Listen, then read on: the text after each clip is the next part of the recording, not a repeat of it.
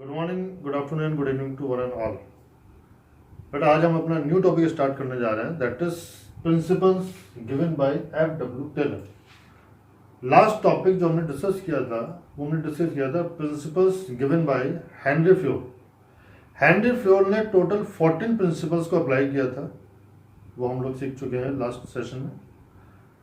Today we are going to start scientific principles given by F.W. Taylor.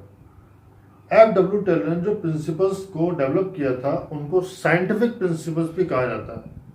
Scientific principles कहने का जो reason होता है वो ये होता है बिकॉज जो F.W. टेलर के प्रिंसिपल्स हैं वो प्रिंसिपल्स ऑब्जर्वेशन पर डिपेंड है, ऑब्जर्वेशन एंड एक्सपेरिमेंट के ऊपर डिपेंड है वो सारे प्रिंसिपल्स। दैट्स वाई हम उनको साइंटिफिक प्रिंसिपल्स भी कह सकते हैं। हेनरी फ्योल ने 14 प्रिंसिपल्स को अप्लाई किया था, बट F.W. टेलर ने सिर्फ ओनली 4 प्रिंसिपल्स को यहाँ पे अप्लाई किया है। वो 4 प्रिंसिपल्स हमारे पास है यहाँ पे। Number 1, science not rule of thumb. Number 2, harmony not discord. Number 3, cooperation not individual. And number 4, development of workers to their greatest efficiency and prosperity. ध्यान से देखें तो बच्चे टोटल 4 प्रिंसिपल्स हैं।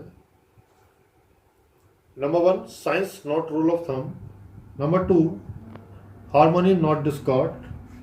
Number 3, cooperation not individualism. And number 4, development of workers to their greatest efficiency and prosperity. तो एक एक करके हम इन चारों प्रिंसिपल्स को यहाँ पर डिस्कस करेंगे। सबसे पहले हम नंबर 1 प्रिंसिपल स्टार्ट करने जा रहे हैं, that is science not rule of thumb. Science not rule of thumb क्या कहता है? टेलर ने बताया कि जो भी प्रिंसिपल है वो साइंटिफिक ऑब्जर्वेशन पर डिपेंड है, नॉट ऑन इंट्यूशन पर डिपेंड नहीं है, वो टोटल साइंटिफिक ऑब्जर्वेशन पर, साइंटिफिक एक्सपेरिमेंट्स पर डिपेंड होते हैं। टेलर ने ये भी कहा है इस प्रिंसिपल के अंदर दैट किसी भी काम को करने से पहले हमें सोचना है, that means thinking before doing. किसी भी काम को करने से पहले हमें प्रॉपर उस पर रिसर्च करनी पड़ेगी, सोचना पड़ेगा, तब हम उस काम को करेंगे, जो कि रूल ऑफ थंब के अंदर अप्लाई नहीं होता है।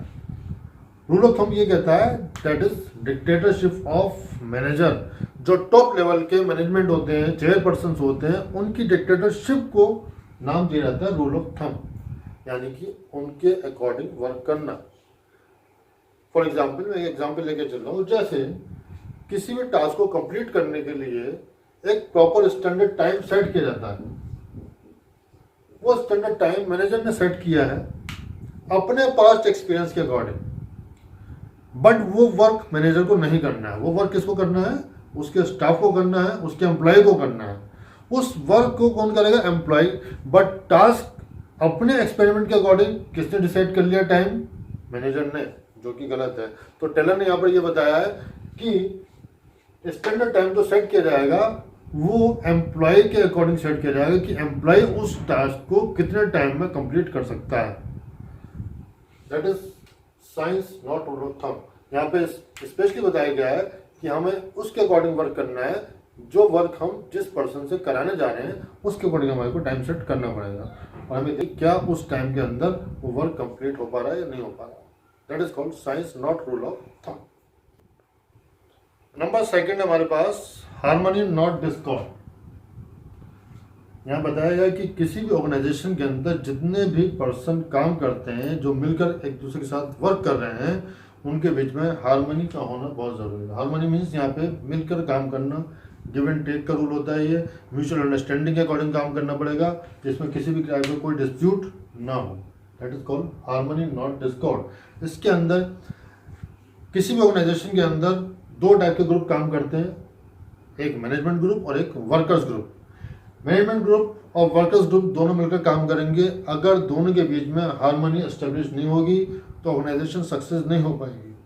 वर्कर्स हमेशा ये सोचते हैं कि वो बहुत ज़्यादा काम कर रहे हैं, अपने तरीके से बहुत अच्छा काम कर रहे हैं, बट उनको एक अच्छी हैंडसम सैलरी पे नहीं कर रहा है मैनेजमेंट। और मैनेजमेंट हमेशा ये सोचता है कि workers are good for nothing, वो कुछ भी नहीं है उनके लिए।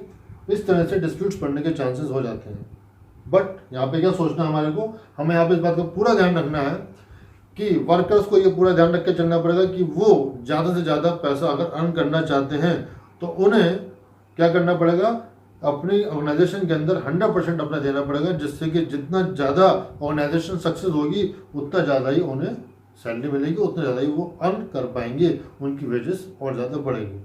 इससे दोनों काम हो जाएंगे, वर्कर भी सेटिस्फाई रहेंगे और मैनेजर भी सेटिस्फाई रहेगा, जिसकी वजह से किसी भी टाइप का डिस्प्यूट होने के चांसेस नहीं रहेगा। That's called harmony not Discord.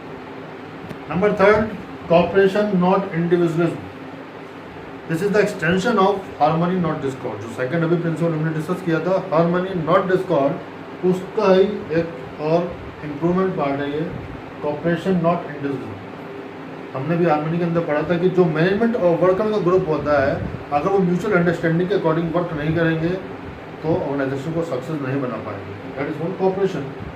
Means to say workers और मैनेजर्स को कोऑपरेटिव वे में काम करना पड़ेगा, एक दूसरे के साथ मिलकर काम करना पड़ेगा। जो टास्क मैनेजर अपने वर्कर को दे रहा है करने के लिए, उस टास्क को वर्कर अपने पूरे 100% वर्क के साथ कंप्लीट करेंगे।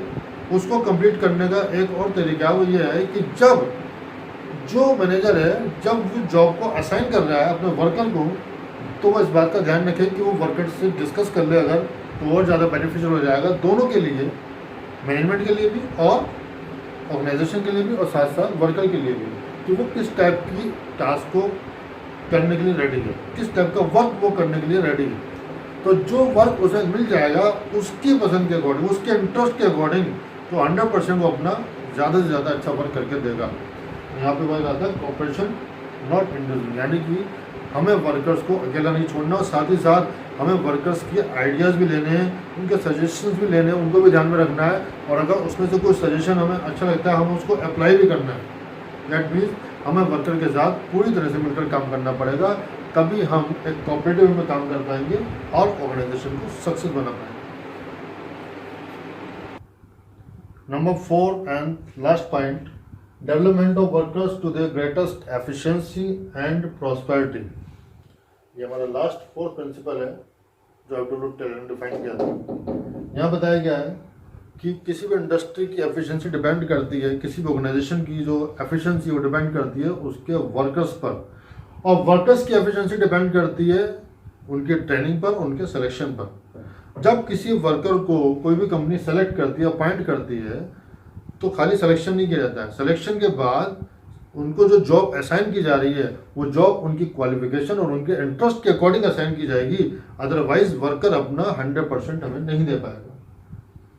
आफ्टर दैट वर्कर्स को टाइम टाइम पर ट्रेनिंग भी दी जाएगी, जिससे कि वो उस वर्क में जितनी ज़्यादा आवश्यकता है उससे अच्छी से अच्छी क्वालिटी अपनी परफॉर्म कर पाएंगे, जिसकी वजह से क्या होगा, ऑर्गेनाइजेशन और वर्कर दोनों के अंदर फुल एफिशिएंसी के साथ काम होगा और ऑर्गेनाइजेशन को सक्सेस बनाया जाएगा। तो this is called development of workers to their greatest efficiency and prosperity.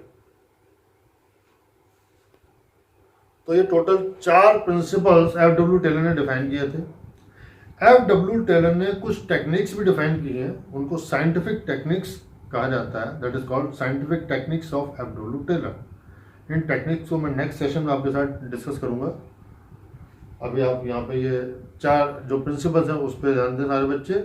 Next session में हम लोग डिस्कस करेंगे scientific techniques given by FW Taylor. तब तक all the best and take care of yourself.